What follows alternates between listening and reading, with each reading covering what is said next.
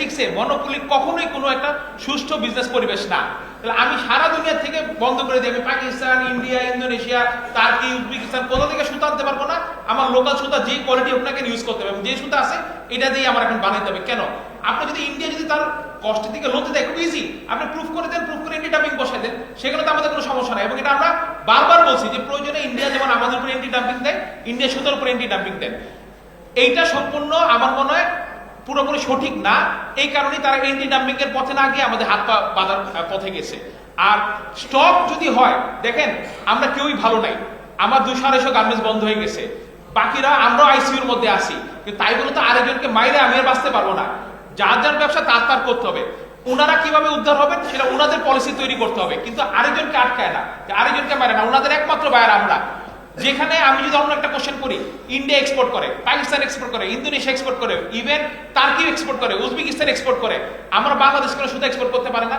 আমার র মেটেরিয়ালসের তুলনায় আপনি বলবেন আমার যে অ্যাকসেসরিজ যে ইন্ডাস্ট্রি আছে তারা $1.6 বিলিয়ন এক্সপোর্ট করে, ডাইরেক্ট এক্সপোর্ট, আমাদের সাপোর্ট না। তারাও তো তাদের সব র মেটেরিয়ালস বিদেশ থেকে আনে, তাদেরও তো বন্ড আছে। এই বন্ডকে পার হয়ে তারা কিন্তু ডাইরেক্ট এক্সপোর্টে চলে গেছে $1.6 বিলিয়ন। আপনি তো $16 বিলিয়ন এক্সপোর্ট করতে পারেন ডাইরেক্ট সুতা, তো অন্যরা এক্সপোর্ট করতে পারলে আপনারা পারেন না কেন? বিকজ আপনাদের কম্পিটিটিভনেসের অভাব। ওই জায়গাটাতে হাত দিতে হবে, কিভাবে প্রতিযোগিতার সক্ষমতা অর্জন করতে হবে। ইনসেন্টিভ নিয়ে যেটা নাকি বলছে ইনসেন্টিভ বন্ধ হয়ে গেলে কি হবে? হ্যাঁ, বেসিক টেক্সটাইলে সারা দুনিয়া সাপোর্ট দেয়, কিছু না কিছু সাপোর্ট দেয়, সেই সাপোর্টটুকু আপনি নিতে পারবেন, কিন্তু সারা জীবন আপনি অন্যের উপর নির্ভরশীল হয়ে ইন্ডাস্ট্রিকে গ্রো করতে পারবেন না। গত 30 বছর ধরে বাংলাদেশ ইনসেন্টিভ দেওয়া হচ্ছে, এবং ইনসেন্টিভের সম্পূর্ণটাই নিয়েছিল বাংলাদেশের টেক্সটাইল ইন্ডাস্ট্রি গুলা, কারণ গার্মেন্টস গুলো পাইতো না। আমাদের গার্মেন্টস ইনসেন্টিভ তেমন ছিল না বললেই চলে।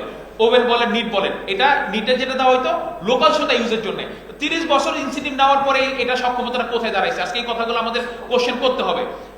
আরো দিব আমরা, কোনো সমস্যা নেই। সরকার যদি মনে করে বেসিক টিকা রাখার জন্য সাপোর্ট দিবে, ওই সাপোর্ট দিতে গিয়ে যারা মাদার ইন্ডাস্ট্রি, ফরওয়ার্ড লিঙ্কেজ যারা মেইনলি যারা তাদের পায়, তাদেরকে তো মেরে ফেলার কোনো কারণ নাই, কারণ তাদের সক্ষমতা থাকলে তারা নিজেরা সরাসরি রপ্তানি করতে পারতো।